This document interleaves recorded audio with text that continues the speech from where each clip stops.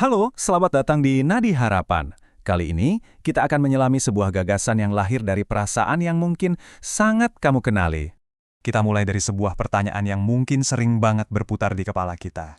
Apakah emang harus sesempurna itu? Coba deh rasain dulu beban dari pertanyaan ini. Dan pertanyaan itu berlanjut. Semua tekanan, semua usaha itu, apa benar cuma buat dapetin satu kata percaya dari orang tua kita sendiri? Pertanyaan inilah yang jadi titik awal kita hari. Nah, pertanyaan tadi itu sebenarnya ngebawa kita ke akar masalahnya. Sebuah metafora yang mungkin, rasanya nusuk banget buat sebagian dari kita.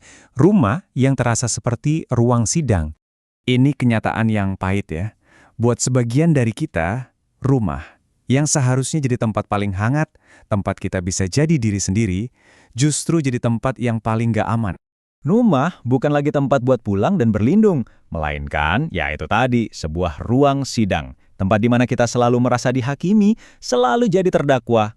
Di ruang sidang itu, rasanya semua tentang kita jadi nggak ada artinya. Usaha kita yang mati-matian dianggap enteng. Suara kita yang pengen didengar dianggap angin lalu. Bahkan mimpi kita buat masa depan disepelekan. Tapi, justru dari perasaan terasing di tempat yang seharusnya jadi rumah itulah muncul sebuah titik terang, sebuah jawaban. Nah, disinilah Nadi Harapan lahir. Penting banget buat dicatat ya.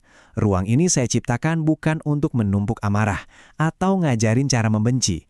Tujuannya sama sekali bukan ke sana. Justru sebaliknya, tujuannya jauh lebih dalam dari itu, yaitu untuk kita sama-sama belajar nerima satu kebenaran yang paling penting, bahwa inilah kebenarannya, inilah inti pesannya. Nilai kamu sebagai manusia nggak pernah dan nggak akan pernah ditentukan sama mereka. Coba kita resapi bareng-bareng kalimat ini. Kegagalan mereka dalam melihat hargamu tidak pernah menentukan nilai aslimu sebagai manusia. Artinya, ketidakmampuan orang lain melihat betapa berharganya kamu sama sekali nggak mengurangi nilai kamu sedikit pun. Gini, kita tuh nggak bisa maksa orang lain buat ngubah cara pandang mereka kan. Cuma bikin capek.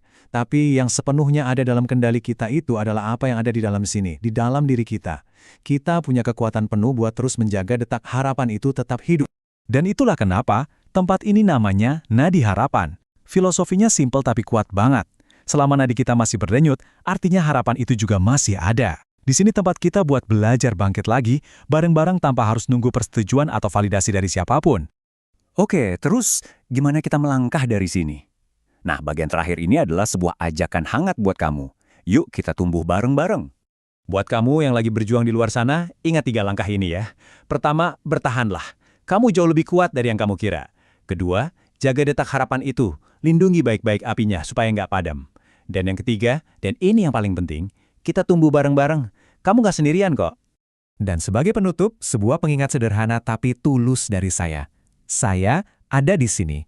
Simbol hati yang diperban ini adalah tanda bahwa kita di sini untuk saling menyembuhkan. Ingat selalu, kamu nggak pernah sendirian dalam perjalanan ini.